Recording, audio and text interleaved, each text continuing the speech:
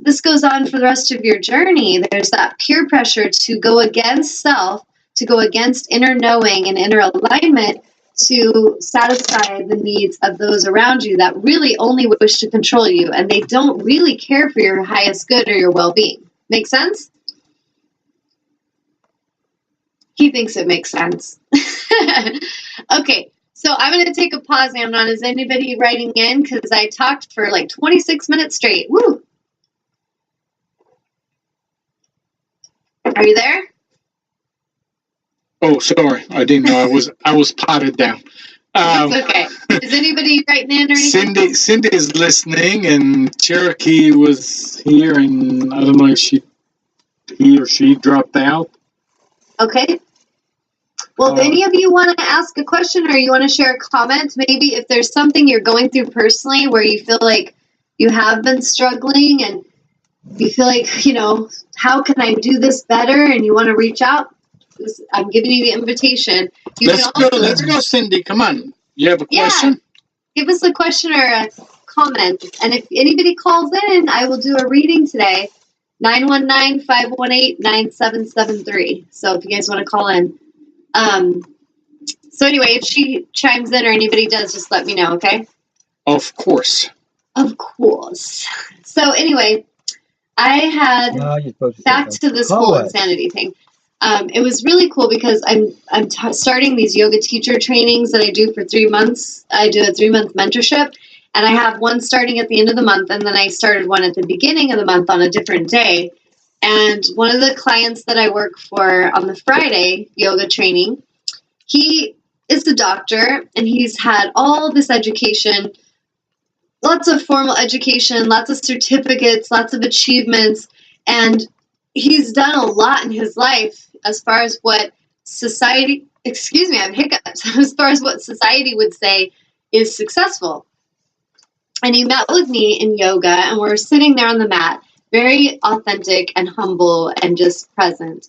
And what he felt so drawn to work with me for is he said he could just feel that presence in me and that alignment and that understanding of what the essence of yoga really is about, and a moving meditation.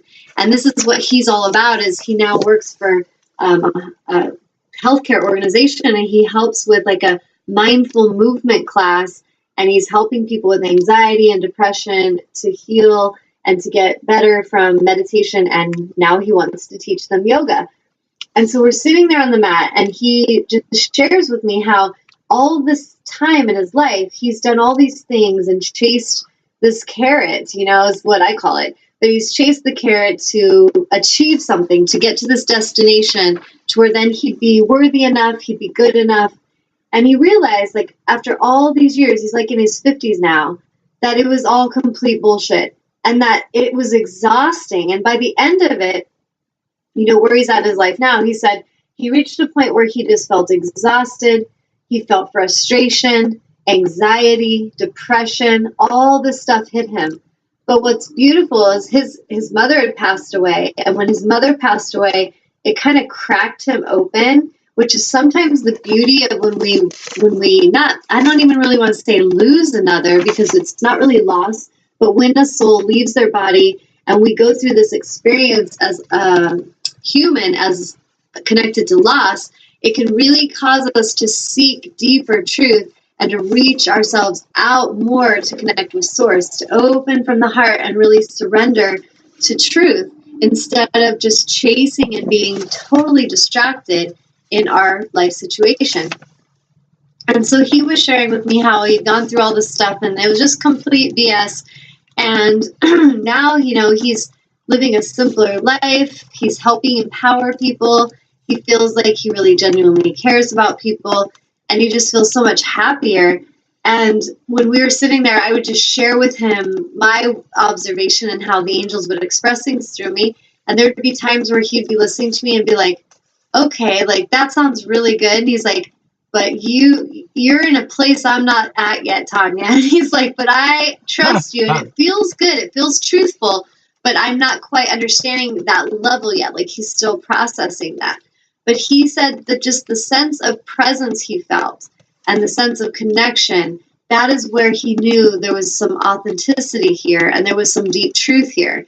And a lot of what he's been chasing was not authentic at all. It was, I kind of look at some corporations where they'll hire, and I've worked in jobs where all they care about is what's on the paper. On that resume, what's on that paper, that is what matters.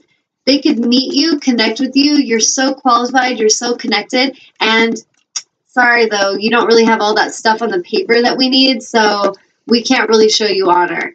And then at the same time, they could get someone that has all those things on the paper come in, no presence, no compassion, no connection. Okay, let's hire them. Complete disregard to the now, complete disregard for their presence or their connection.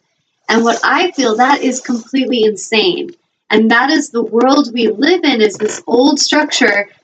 It's the world we've lived in. I feel what's shaking is that we are at this place, this like important place, according to my dream, where if we choose to bring harmony and balance to this planet and to ourselves, it is becoming quite vital and urgent that we step into alignment and that we live with authenticity and that we live with integrity and that we live with connection, because what every single one of you are seeking is that connection. It is not the bank account being full. It is not having the biggest house. It is not having the sports car. It's not having that, degree on your wall. And if you don't believe me, go ahead and go chase those things and get them. And it's not bad getting these things, because if you have a nice car, a nice house, awesome. But if you think that that identifies who you are, if that gives you a sense of self, that's where you're in trouble, because these things can change and be taken, they can be altered, and then the ego is just terrified, and it is just like a huge breakdown for the ego when that happens. And so I feel if we can start to realize that sticking to that aligned path is where it's all at. Like when I talk to my clients that I've seen them go off, so I think of the aligned path as like this straight and narrow path. I mean, it's not necessarily straight, but it's this narrow, consistent, winding path.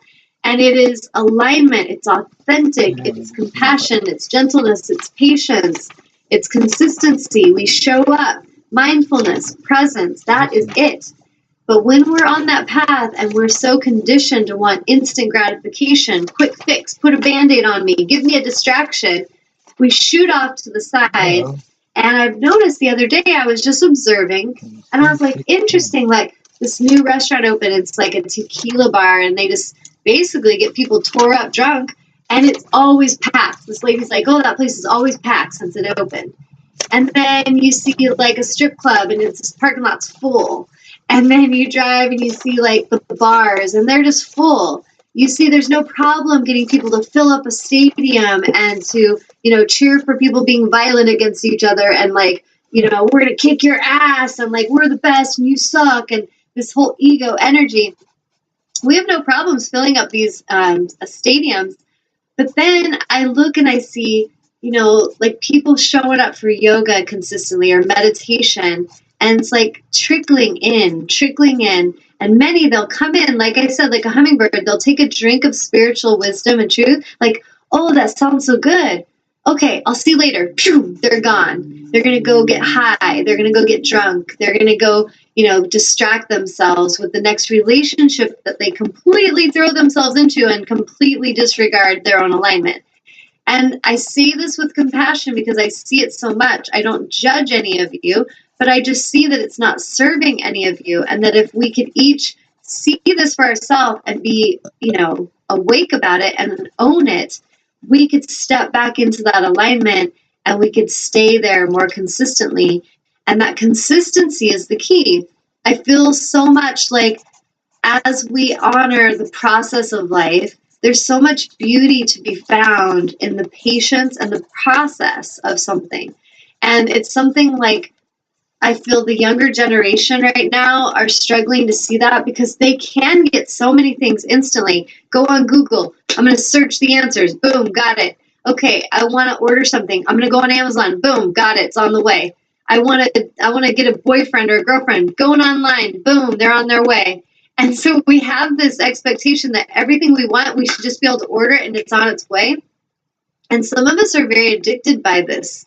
And so we get in this instant fix, instant gratification energy where we're always chasing and trying to distract ourselves. But if we can come back to that place and be still and present and patient, and we don't try to force our way, we allow the universe to support us. It's like last week when I mentioned the movie 7 Years in Tibet. I'm gonna interrupt you. I'm waiting for a minute to get in a word edgewise, and you're going from one to the other, one to the other, one to the other. I can't. All right. Cindy's saying, I feel like I'm becoming more aligned, but struggling with the guilt of leaving family and friends behind. I want to keep the right people around me, but I'm trying to work through that guilt and sadness and fear of judgment about my beliefs and new life coming out of the spiritual closet, quote unquote. Nice. Okay. Well, on that one, that is an amazing and important initiation that every one of us has to pass. And so, first of all, you're not alone. I had to go through it. Everyone's going to have to go through it in their own way. And so if you can understand and honor that this is a part of the process and that it is absolutely vital that you master this, then you can not get in a scared frenzy about it, but you can be patient, gentle, and present as you move through this process. It will be so much better than being in resistance to the process or denying it or shaming yourself, feeling guilt about it. Let that all go. I feel guilt is one of the nastiest energies the ego brings to seduce you back into heaviness. So if you can shake off guilt, that's the first step, is to have the awareness of, wow, where's this guilt come from? Why do I feel guilty to be authentic? Why do I feel guilty to choose where I really feel is vibrationally best for me? Why would I feel guilt about that? Let's tune into that. Wow, I've been trained to be that way. I've been trained to feel guilty and shamed and to feel bad if I don't do something from obligation. So when we can see that, we can be like, oh, interesting. Look how powerful that energy is. Look how powerful guilt and obligation can be on a human life. Step one, there's your lesson. Jot that in your journal. And then observe how if you're peaceful and present about it, you don't really need to make anything happen. The way I look at my life is I don't have to make my grandma understand me. I don't have to make my mom understand me. I don't have to make my sister see who I am completely. All I have to do is be authentically me. And if these people that started in my movie, because I look at it as like a life situation, evolution at a soul level, there are soul contracts we have with souls. So we come in, boop, and we choose this family, and there's energies and experiences that we chose soul contracts to go through with these souls. That does not mean that we're going to go through that with them forever. And this is something to really understand. Source tells me we are not to be attached to role and title. What we're taught in society is to absolutely be attached to role and title. So if we listen to the wisdom of Source, this is honesty and this is alignment. This means we attach to nothing.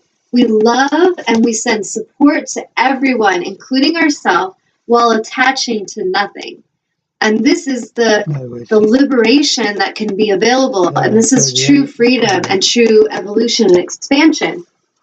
But when we attach ourselves to what we've been taught, which is when we're at grandma's house, you just be quiet and just do what grandma says. Like, don't you dare, challenge grandma, because that's just not right. That's out of alignment in this house. Like, basically, you just hold all that truth inside until you want to throw up, or you just stuff some more fried chicken in your mouth and you get a little bit heavier with the burden of never speaking your truth. And this is completely normal in society. Go to almost any family gathering. You can energetically tune into how many of those people are not speaking their truth, but they're chowing down together and they're just holding it all inside energetically. And this is so insane. And this is what causes sickness and disease and all kinds of problems. But what's saddest to me, and what I saw in my own family, is the sad part is that there's no authenticity. And what's interesting to me is that if I can break free and not attach to these people, I can love them as they are and realize they are exactly where they need to be in their journey of evolution, and I'm exactly where I am needing to be in my journey of evolution. Then if they choose to come and share sacred space with me, or I choose to share it with them, great. But if they cannot handle my speaking truth and I get shamed for it, or I made to feel bad for who I am, why do I need to hang out there? And this is something that will cause a soul, when it's clinging and attaching, it will be